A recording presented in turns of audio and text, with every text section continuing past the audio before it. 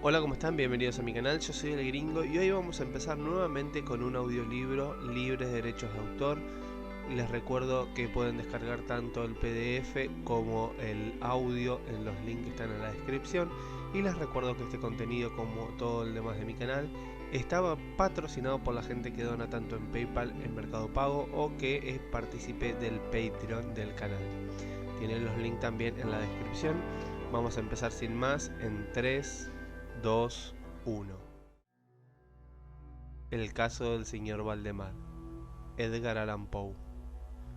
No pretenderé, naturalmente, opinar que no exista motivo alguno para asombrarse de que el caso extraordinario del señor Valdemar haya promovido una discusión.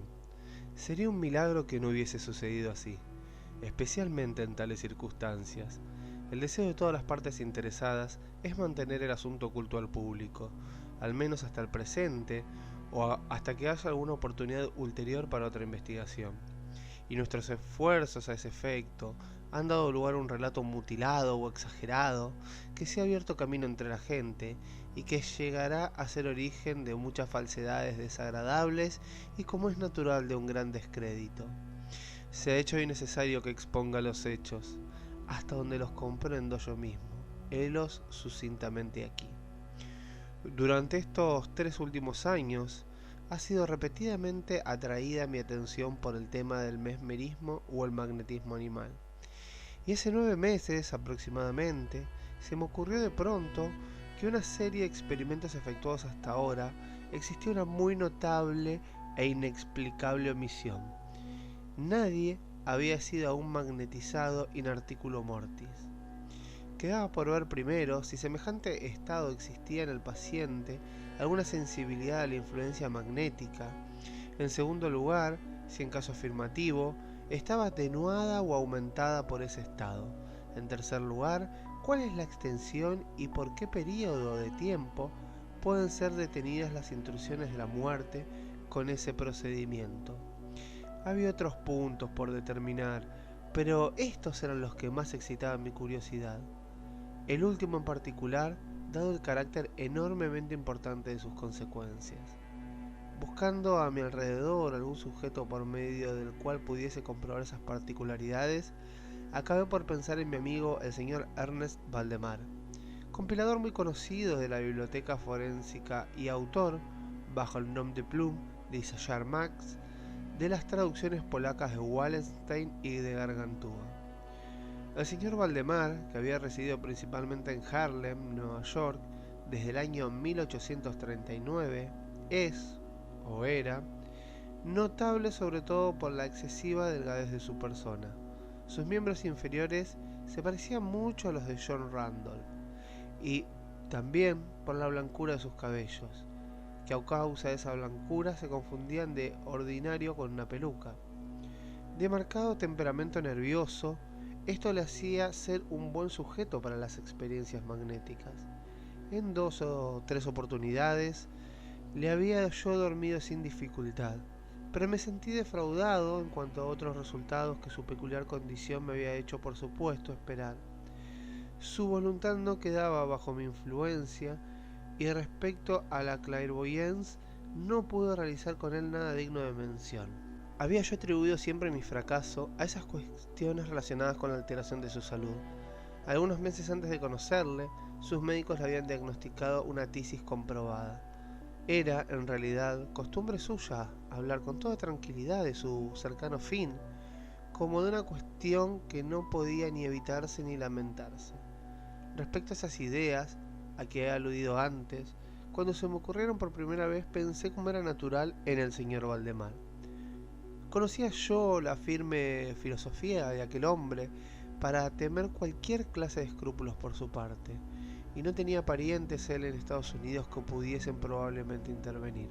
Le hablé con toda franqueza del asunto, y ante mi sorpresa su interés pareció muy excitado.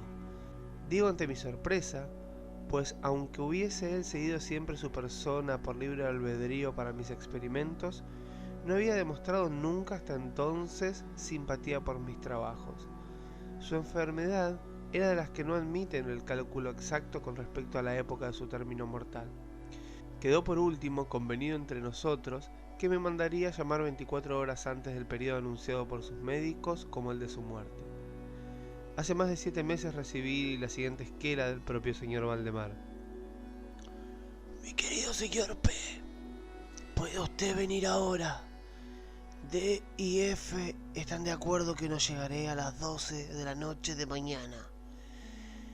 Y creo que han acertado con el plazo exacto, poco menos.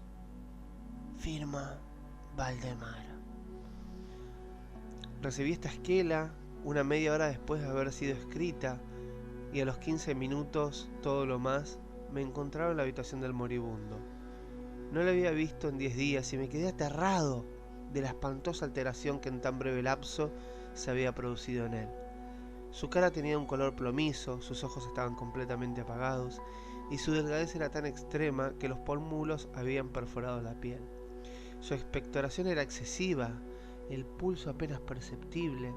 Conservaba sin embargo de una manera muy notable sus facultades mentales y alguna fuerza física. Hablaba con claridad, tomaba algunas medicinas calmantes sin ayuda de nadie, y cuando entré en la habitación se ocupaba de escribir en lápiz unas notas en un cuadernillo de bolsillo. Estaba incorporado en la cama gracias a unas almohadas y los doctores D y F le prestaban asistencia. Después de haber estrechado la mano del señor Valdemar, llevé a aquellos caballeros aparte y obtuve un minucioso informe del estado del paciente. El pulmón izquierdo se hallaba desde hacía 8 meses en un estado semióseo o cartilaginoso y era por consiguiente del todo inútil para cualquier función vital. El derecho, su parte superior, estaba también parcial, si no totalmente osificado, mientras la región inferior era solo una masa de tubérculos purulentos conglomerados. Existían varias perforaciones excesivas y en cierto punto había una adherencia permanente de las costillas. Estas manifestaciones en el lóbulo derecho eran de fecha reciente. La osificación había avanzado con una inusitada rapidez. No se había descubierto ningún signo un mes antes y la adherencia no había sido observada hasta 3 días antes. Con independencia de la tisis, se sospechaba un aneurisma de la aorta en el paciente. Pero sobre este punto, los síntomas de osificación hacían imposible un diagnóstico exacto. En opinión de los dos médicos, el señor Valdemar moriría alrededor de la medianoche del día siguiente, domingo. Eran entonces las 7 de la tarde del sábado. Al separarse la cabecera del doliente para hablar conmigo, los doctores D y F le dieron el supremo adiós. No tenían intención de volver, pero a requerimiento mío consintieron venir a visitar de nuevo al paciente, hacia las 10 de la noche inmediata.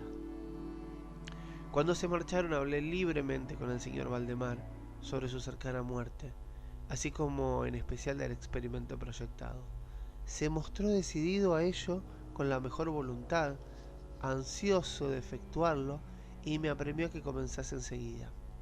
Estaba allí para asistir un criado y una sirvienta, pero no me sentí bastante autorizado para comprometerme en una tarea de aquel carácter sin otros testimonios de mayor confianza que el que pudiesen aportar aquellas personas en caso de un accidente repentino. Iba a aplazar pues la operación hasta las 8 de la noche siguiente, cuando la llegada de un estudiante de medicina, con quien yo tenía cierta amistad, el señor Theodore L., me sacó por completo de apuros. Mi primera intención fue esperar a los médicos, pero me indujeron a orar enseguida. En primer lugar, los apremiantes ruegos del señor Valdemar, y en segundo lugar, mi convicción de que no podía esperar un momento más, pues aquel hombre se iba por posta. El señor L. fue tan amable que accedió a mi deseo de que tomase nota de todo lo que ocurriese, y gracias a su memorando puedo ahora relatarlo en su mayor parte, condensando copiando al pie de la letra. Faltarían unos 5 minutos para las 8, cuando cogiendo la mano del paciente le rogué que manifestara al señor L. lo más claramente que le permitiera su estado, que él, el señor Valdemar, tenía un firme deseo de que realizara yo el experimento de magnetización sobre su persona en aquel estado. Replicó él, débilmente, pero de un modo muy audible: Sí, deseo ser magnetizado. Añadiendo al punto: temo que lo haya usted diferido demasiado.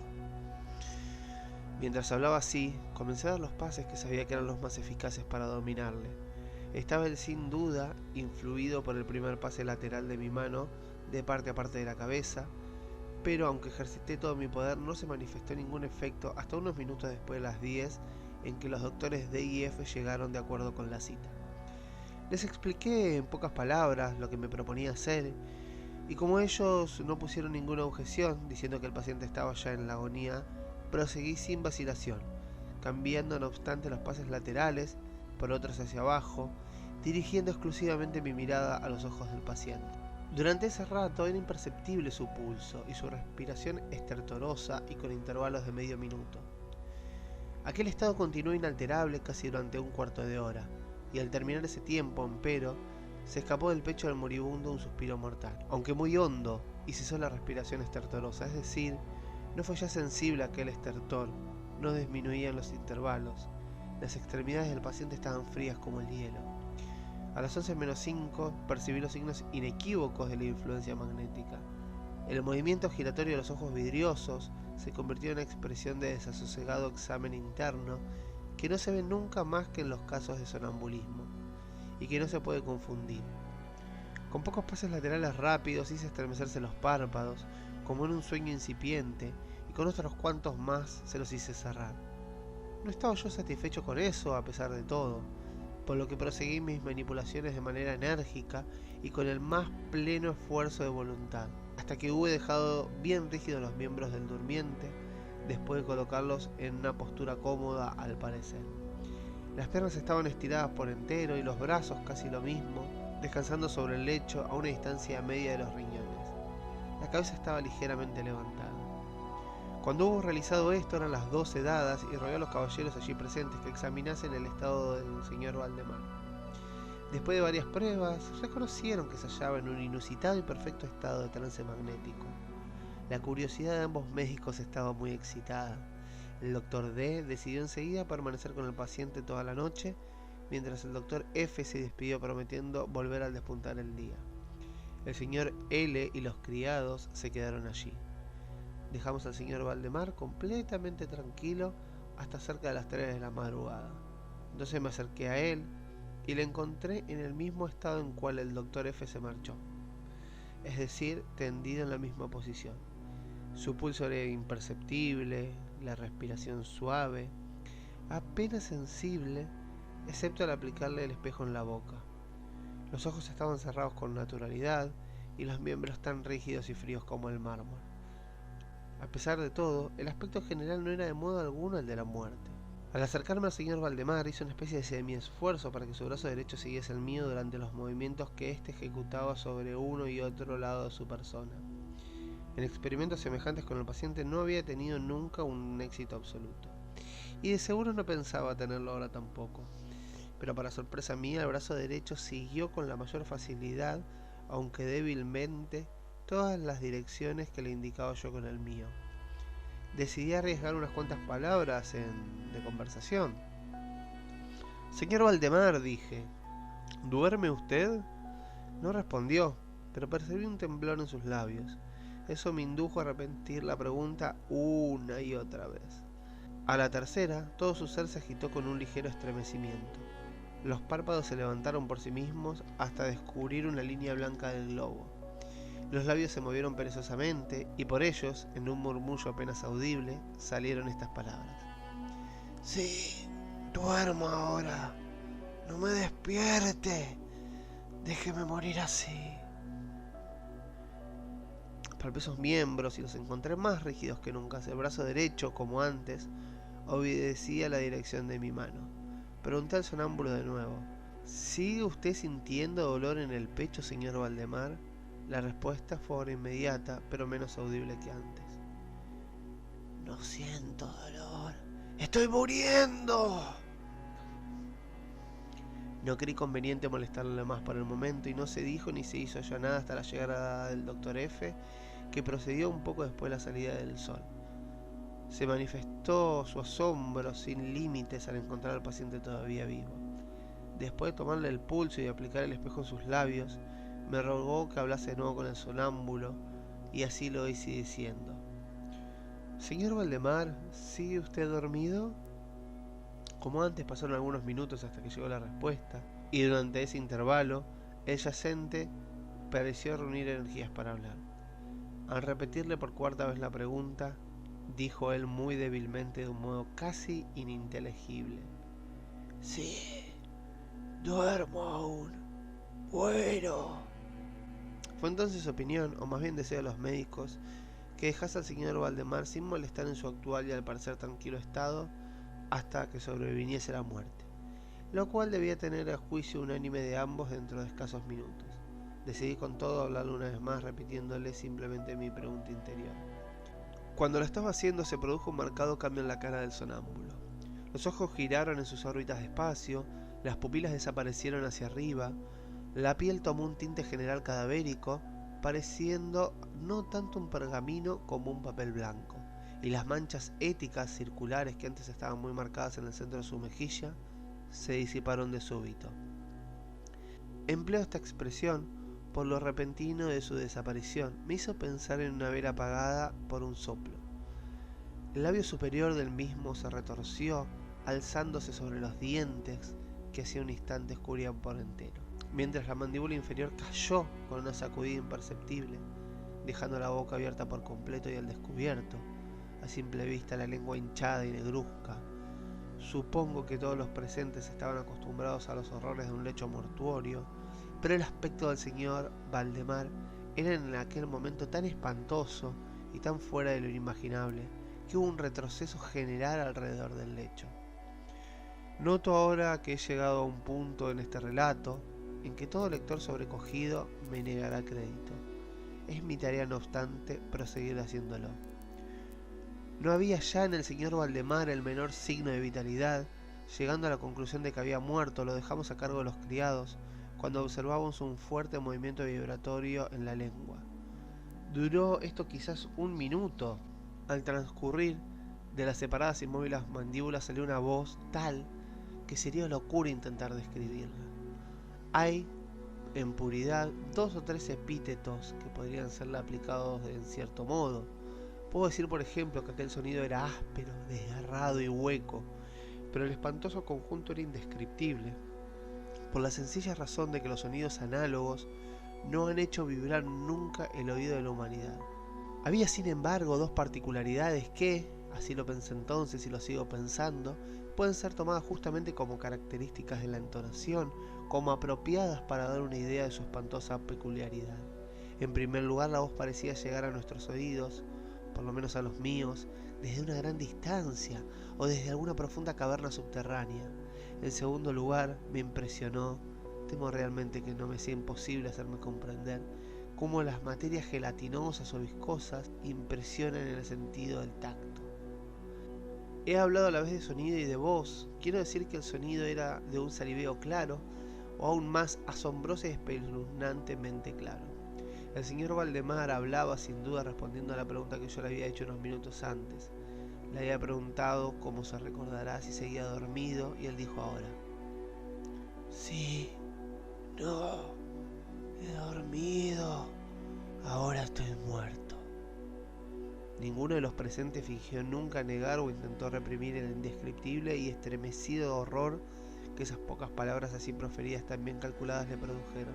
El señor L, como estudiante, se desmayó. Los criados huyeron inmediatamente de la habitación y no pudimos inducirlos a volver a ella. No pretendo hacer inteligibles para el lector mis propias impresiones. Durante 1 hora casi nos afanamos juntos en silencio, sin pronunciar una palabra. Nos esforzamos en hacer revivir al señor L. Cuando volvió en sí, proseguimos juntos de nuevo con el examen del estado del señor Valdemar. Seguía bajo todos los aspectos tal como he descrito últimamente, a excepción que el espejo no recogía ya señal de respiración. Una tentativa de sangría en el brazo falló. Debo mencionar también que ese miembro no estaba ya sujeto a mi voluntad. Me esforcé en balde porque siguiera la dirección de mi mano. La única señal real de influencia magnética se manifestaba ahora en el movimiento vibratorio de la lengua cada vez que dirigía yo una pregunta al señor Valdemar. Parecía él hacer un esfuerzo para contestar, pero no tenía ya la suficiente voluntad. A las preguntas que le hacía cualquier otra persona que no fuese yo, parecía absolutamente insensible, aunque procuré poner a cada miembro de aquella reunión en relación magnética con él. Creo que he relatado cuanto es necesario para hacer comprender el estado del sonámbulo en aquel periodo. Buscamos otros enfermeros y a las 10 salí de la casa en compañía de los 2 médicos y del señor L. Por la tarde volvimos todos a ver al paciente. Su estado seguía siendo exactamente el mismo. Tuvimos entonces una discusión sobre la conveniencia y la posibilidad de despertarle, pero nos costó un poco de trabajo ponernos de acuerdo en que no servía de nada hacerlo. Era evidente que hasta entonces la muerte, o lo que suele designarse con el nombre de la muerte, había sido detenida por la operación magnética. Nos pareció claro que el despertar al señor Valdemar sería sencillamente asegurar su instantáneo o por lo menos su rápido fin. Desde el periodo hasta la terminación de la semana última, en un intervalo de casi 7 meses, seguimos reuniéndonos todos los días en la casa del señor Valdemar, de cuando en cuando acompañados de médicos y de otros amigos. Durante todo ese tiempo el sonámbulo seguía estando exactamente tal como he descrito ya. La vigilancia de los enfermeros era continua. Fue el viernes último cuando decidimos por fin efectuar el experimento de despertarle o de intentar despertarle. Es el caso del deplorable resultado de este experimento el que ha dado origen a tantas discusiones, en los círculos privados, en muchos de los cuales no puedo por menos de ver una credulidad popular injustificable. Al fin de sacar al señor Valdemar del estado de trance magnético, empleé los acostumbrados pases. Durante un rato resultaron infructuosos. La primera señal de vuelta a la vida se manifestó por un descenso parcial del iris. Observamos como algo especialmente notable que ese descenso de la pupila iba acompañado por un derrame abundante de un licor amarillo debajo de los párpados, con un olor acre muy desagradable. Me sugirieron entonces que intentase influir sobre el brazo del paciente, como en los pasados días. Lo intenté y fracasé. El doctor F expresó su deseo de que le dirigiese una pregunta. Lo hice del modo siguiente: señor Valdemar, ¿puede usted explicarnos cuáles son ahora sus sensaciones o sus deseos? Hubo una reaparición instantánea de los círculos éticos sobre las mejillas. La lengua se estremeció, más bien se enrolló violentamente en su boca, aunque las mandíbulas y los labios siguieron tan rígidos como antes, y por último, la misma horrenda voz que ya he descrito antes pronunció: ¡Por amor de Dios, deprisa! ¡Deprisa! ¡Hágame morir o despiérteme, deprisa! ¡Deprisa, le digo que estoy muerto! Estaba yo acobardado a más no poder, y durante un momento permanecí indeciso sobre lo que debía hacer. Intenté primero un esfuerzo para calmar al paciente, pero al fracasar en vista de aquella total suspensión de la voluntad, cambié el sistema y luché denodadamente por despertarle. Pronto vi que esta tentativa iba a tener éxito completo, o al menos me imaginé que sería completo mi éxito, y estoy seguro que de todos los que permanecían en la habitación se preparaban para el despertar del paciente. Sin embargo, es de todo punto imposible que ningún ser humano estuviera preparado para lo que ocurrió en realidad. Cuando efectuaba yo los pases magnéticos enteritos de ¡Muerto! ¡Muerto! que hacían por completo explosión sobre la lengua y no sobre los labios del paciente, su cuerpo entero de pronto, en el espacio de un solo minuto o incluso de menos tiempo, se contrajo, se desmenuzó, se pudrió terminantemente bajo mis manos sobre su lecho. Ante los presentes se halló una masa casi líquida de repugnante, de aborrecible podredumbre. Fin.